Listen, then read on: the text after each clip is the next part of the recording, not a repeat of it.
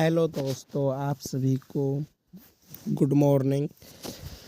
Day 1 में पहला class आप सबका सब्जेक्टिव का है तथा सेकंड क्लास आएगा वो ऑब्जेक्टिव का होगा। ठीक है, चलिए अपने क्वेश्चन की ओर बढ़ते हैं। आप सब अच्छे से ये सभी क्वेश्चन कर लीजिएगा, इससे एक भी बिहार बोर्ड क्लास 10th में 2025 में एक भी बाहर क्वेश्चन इससे नहीं जाएगा। चलिए अपने क्वेश्चन की ओर बढ़ते हैं। देखिए, पहला ही क्वेश्चन भौतिक विज्ञान से लिया गया है। देखिए, पहला क्वेश्चन क्या है, सूरज के वो दो किरणें लिखिए जो हमें दिखाई नहीं देते हैं। बोलने के लिए बोल रहा है सूरज के वे दो किरण लिखना है जो हमें दिखाई नहीं देते हैं। देख लीजिए, इसका आंसर क्या है, पराबैंगनी किरण तथा अवक्रक्त किरण। देख लीजिए, जैसे जैसे लिखा हुआ है इसे ही सेम बोर्ड में लिखना है, बोर्ड के पेपर में। चलिए हम अपने दूसरा क्वेश्चन की ओर बढ़ते हैं। इसमें दूसरा क्वेश्चन क्या है, विद्युत चुंबकीय प्रेरण से आप क्या समझते हैं। देख लीजिए, विद्युत चुंबकीय प्रेरण से आप क्या समझते हैं। विद्युतीय चुंबकीय प्रेरण वह प्रक्रिया है, विद्युतीय चुंबकीय प्रेरण वह प्रक्रिया है जिसमें किसी चालक को तार को चुंबकीय क्षेत्र में गति देने पे उसमें विद्युत धारा उत्पन्न होती है। चलिए फिर से एक बार बता देते हैं, विद्युत चुंबकीय प्रेरण वह प्रक्रिया है जिसमें किसी चालक तार को समानुपात तार को चुंबकीय क्षेत्र में गति देने पर उसमें विद्युत धारा उत्पन्न होती है।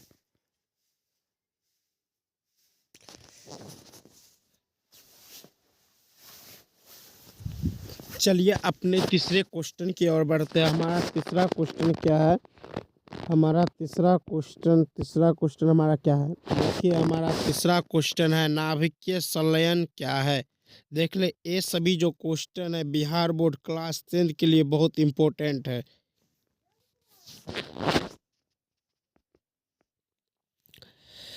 नाभिकीय संलयन वह प्रक्रिया है, क्या बोल रहा है, नाभिकीय संलयन वह प्रक्रिया जिसमें हल्के परमाणु नाभिक एक दूसरे से जुड़कर बड़े नाभिक का निर्माण करते हैं।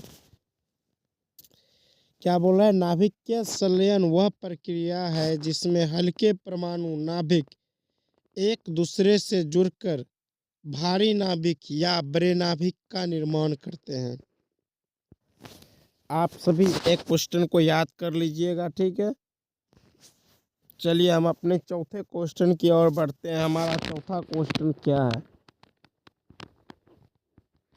देखिए हमारा चौथा क्वेश्चन एक ही क्वेश्चन है, उत्तल लेंस और अवतल लेंस में अंतर। मोस्ट वीवीआई क्वेश्चन, उत्तल लेंस एवं अवतल लेंस में अंतर। देखिए, उत्तल लेंस मोटाई बीच में अधिक और किनारे में कम होती है। उत्तल लेंस का जो आकार होता है उसका बीच की मोटाई बहुत अधिक होती है और किनारा बहुत पतला होता है। यह प्रकाश किरणें को समेटता है। देख लीजिए, यह पूरा अपनी भाषा में लिखा गया है, यह प्रकाश किरणें को अपने में समेटता है। तथा अवतल लेंस किनारे पर मोटाई, देख लीजिए सेम उल्टा है, किनारे पे मोटाई अधिक और बीच में कम होती है। यह प्रकाश किरणें को फैलाता है। पूरा पूरा जो क्या बोलते हैं, इसके पूरा सेम टू सेम उल्टे लिख देना है, करेक्ट आंसर हो जाएगा। चलिए अपने नेक्स्ट क्वेश्चन की ओर बढ़ते हैं। हमारा नेक्स्ट क्वेश्चन क्या है, हाँ, नेत्र अनुकूलन शक्ति से क्या तात्पर्य है। पांचवा क्वेश्चन हमारा क्या है, देख लीजिए, नेत्र अनुकूलन शक्ति से क्या तात्पर्य है। स्टार्टिंग देखिए, नेत्र की अनुकूलन शक्ति वह क्षमता है, नेत्र की अनुकूलन शक्ति वह क्षमता है जिससे आँख अलग अलग दूरियों पे स्थित वस्तुओं को स्पष्ट देख सकता है। नेत्र की अनुकूलन शक्ति वह क्षमता है जिससे आँख अलग अलग दूरियों पे स्थित वस्तुओं को देख सकता है। मतलब कोई दूरी पे कोई वस्तु ए है तो किससे देखते हैं, अपने आँखों से। ये आँख जो होते हैं किसके कारण, नेत्र की अनुकूलन शक्ति के कारण।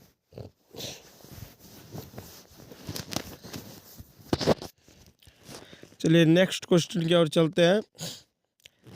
बायोगैस संयंत्र क्या है? मतलब बायोगैस जो होते हैं ना, जैसे एलपीजी होते हैं, वैसे एक बायोगैस संयंत्र होते हैं। एलपीजी वैसे ही बायोगैस होते हैं। वह संयंत्र क्या है? मतलब वो प्रणाली क्या है?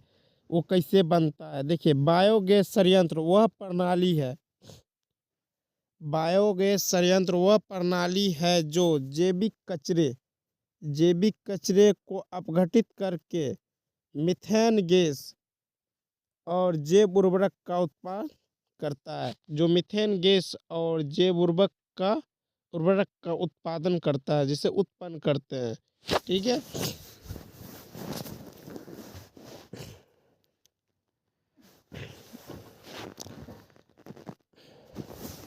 थोड़ा स्पीड में ले रहे हैं क्योंकि आप सभी को और सब भी क्लास करना है और सब भी पढ़ाई करनी है और सब सब्जेक्ट का भी।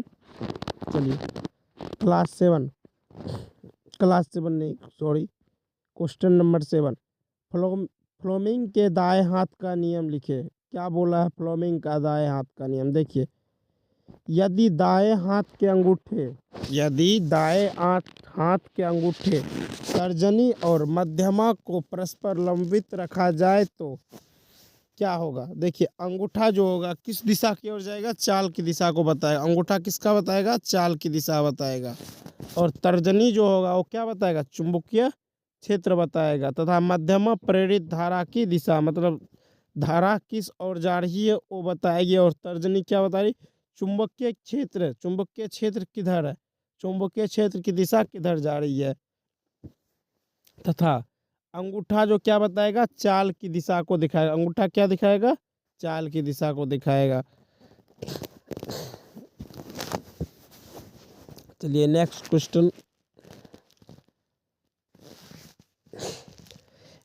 क्वेश्चन देखिए हमारा क्या है। उपग्रह और ग्रह में स्पष्ट अंतर करें। उपग्रह और ग्रह में अंतर क्या है वो बताना है। देखिए, उपग्रह यह ग्रह के चारों ओर चक्कर लगाते हैं। उपग्रह जो है यह ग्रह के चारों ओर चक्कर लगाते हैं और ग्रह यह सूर्य के चारों ओर चक्कर लगाते हैं। देख लीजिए, दोनों अंतर दिया हुआ है। उपग्रह सूर्य के चारों ओर सॉरी, उपग्रह है जो यह ग्रह के चारों ओर चक्कर लगाता है और ग्रह जो है यह सूर्य के चारों ओर चक्कर लगाते हैं। चलिए अपने नेक्स्ट क्वेश्चन की ओर चलते हैं।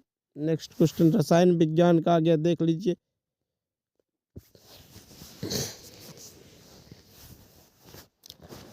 ये सेट 1 है, ठीक है। ऐसे ही सेट 20 करा देंगे, इससे एक भी बाहर नहीं जाएगा। इसलिए 20 दिन का चैलेंज है आप सबको 70 में 70 लेने के लिए। देख लीजिए, रोटी और केक को फुलाने में बेकिंग पाउडर का उपयोग क्यों किया जाता है? क्वेश्चन है, रोटी और केक को फुलाने में बेकिंग पाउडर का क्यों उपयोग किया जाता है? देख लीजिए उत्तर, baking powder carbon dioxide gas छोड़ता है। कौन सा गैस छोड़ता है baking powder? Carbon dioxide gas, जिससे रोटी और केक फूल जाते हैं। देख लीजिए कितना शॉर्ट परिभाषा किया गया है। Baking powder carbon dioxide gas छोड़ता है जिससे रोटी और केक फूल जाते हैं। चलिए अपने नेक्स्ट क्वेश्चन की ओर चलते हैं। नेक्स्ट क्वेश्चन रसायन विज्ञान का ही अब आएगा। देख लीजिए, आधुनिक आवर्त नियम क्या है? आप जानते होंगे आवर्त सारणी, ठीक है। वही बोल रहा है आधुनिक आवर्त सारणी। देख लीजिए, तत्वों के रासायनिक गुण उनके परमाणु क्रमांक पर निर्भर करता है। क्या बताया था आधुनिक आवर्त नियम या आधुनिक आवर्त सारणी क्या बताता है? तत्वों के रासायनिक गुण जो होते हैं उनके परमाणु क्रमांक पर निर्भर करते हैं। अब देखिए, मोस्ट इम्पोर्टेंट क्वेश्चन ये सब भी है, टोटल मोस्ट इम्पोर्टेंट है। लोहा जंग लगने से कैसे बचाया जाता है? लोहे में जंग लगने से कैसे बचा सकते हैं? देख लीजिए, लोहे में ग्लाइनोजेशन की परत चढ़ाकर या रंग या वर्निश को कटिंग करके, मतलब जिंक की परत चढ़ा के या पेंट करके। चलिए अपने नेक्स्ट क्वेश्चन की ओर बढ़ते हैं। हमारा नेक्स्ट क्वेश्चन क्या, देखिए नेक्स्ट क्वेश्चन हमारा है संयोजकता से आप क्या समझते हैं।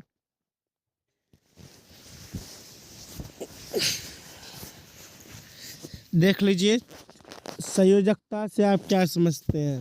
क्वेश्चन है संयोजकता से आप क्या समझते हैं। संयोजकता वह संख्या है जो किसी तत्व के परमाणु के बांधने की क्षमता को दर्शाता है। संयोजकता क्या है, वह संख्या है जो किसी तत्व के परमाणु की बांधने की क्षमता को दर्शाता है।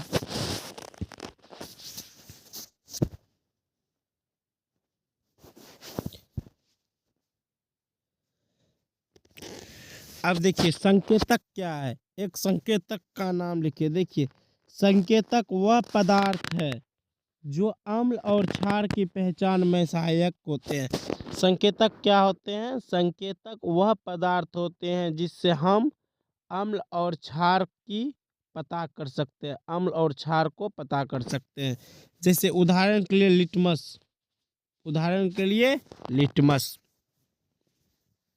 चलिए अपने नेक्स्ट क्वेश्चन की ओर जा रहे हैं। नेक्स्ट क्वेश्चन हमारा क्या है, नेक्स्ट क्वेश्चन देख लीजिए क्या है। नेक्स्ट क्वेश्चन देख लीजिए अम्ल, नेक्स्ट क्वेश्चन देख लीजिए क्या है, अम्ल के घोल का पतला करने में H3O+ की सांद्रता कैसे प्रभावित होती है। अम्ल को पतला करने में H3O+ की आयन की सांद्रता कम हो जाती है। देख लीजिए क्या दिया, बहुत छोटा सा आंसर है, पतला करने में H3O+ आयन की सांद्रता कम हो जाती है। अब देख लीजिए आवर्त सारणी में निष्क्रिय गैसों को अलग समूह में क्यों रखा गया है। आप जानते होंगे निष्क्रिय गैस जो है उसको मतलब अलग समूह में क्यों रखे गए हैं, जिसको हम उत्कृष्ट गैस भी बोलते हैं। निष्क्रिय गैस रासायनिक रूप से अस्थिर होती है। निष्क्रिय गैस जो होती है रासायनिक रूप से क्या होती है, अस्थिर होती है। उन तत्वों के साथ प्रतिक्रिया नहीं करती है। वो सभी जो होते हैं वो सभी मतलब तत्व के साथ प्रतिक्रिया नहीं करते, मतलब अभिक्रिया नहीं करते हैं। चलिए अपने नेक्स्ट क्वेश्चन की ओर बढ़ रहे हैं। हमारा नेक्स्ट क्वेश्चन क्या है, हमारा नेक्स्ट क्वेश्चन देख लीजिए समानुपाती श्रेणी से आप क्या समझते हैं। समानुपाती श्रेणी में तत्वों या यौगिक का गुणधर्म समान होता है। समानुपाती श्रेणी में क्या होता है, तत्व और जो उनके यौगिक होते हैं उनके गुणधर्म क्या होते हैं, समान होते हैं और उनका आपेक्षिक आणविक भार एक समान वृद्धि में होता है। उसका जो आपेक्षिक आणविक जो होता है भार क्या होता है, एक समान वृद्धि होता है। चलिए अपने नेक्स्ट क्वेश्चन की ओर चलिए। नेक्स्ट क्वेश्चन देख लीजिए हमारा किस चीज का है, जीव विज्ञान का है। पहला क्वेश्चन क्या है, तंत्रिका तंत्र का कार्य बतावे। पहला क्वेश्चन हमारा क्या है, तंत्रिका तंत्र का कार्य बताए। पहला है शरीर के विभिन्न भागों को जोड़ना। तंत्रिका तंत्र का पहला काम क्या है, शरीर के विभिन्न भागों को जोड़ना, संदेशों को आदान प्रदान करना, संदेश का आदान प्रदान करना और अंगों को उचित प्रतिक्रिया के लिए निर्देशित करना। मतलब अंग जो है उसको उचित प्रतिक्रिया देने के लिए निर्देशित करना। चलिए अपने नेक्स्ट क्वेश्चन की, हमारा नेक्स्ट क्वेश्चन क्या है, नेक्स्ट क्वेश्चन देखिए गर्भनाल का क्या कार्य है। गर्भनाल का जो है क्या कार्य है, देखिए उत्तर में गर्भनाल को भ्रूण को पोषण और ऑक्सीजन पहुंचाने तथा अपशिष्ट पदार्थों को मां के शरीर तक ले जाने का कार्य करती है। गर्भनाल का क्या काम है, गर्भनाल का भ्रूण को पोषण और ऑक्सीजन पहुंचाने तथा अपशिष्ट पदार्थों को मां के शरीर तक ले जाने का कार्य करती है। चलिए अपने नेक्स्ट क्वेश्चन की ओर।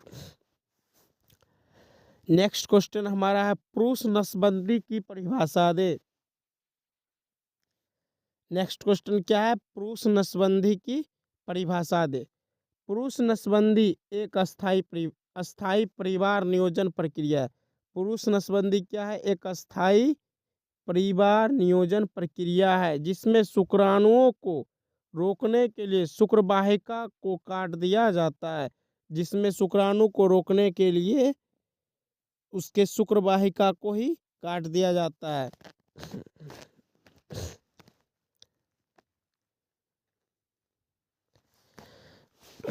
देख लीजिए, ये भी मोस्ट इम्पोर्टेंट क्वेश्चन है। स्वपोषी और परपोषी पोषण में क्या अंतर है?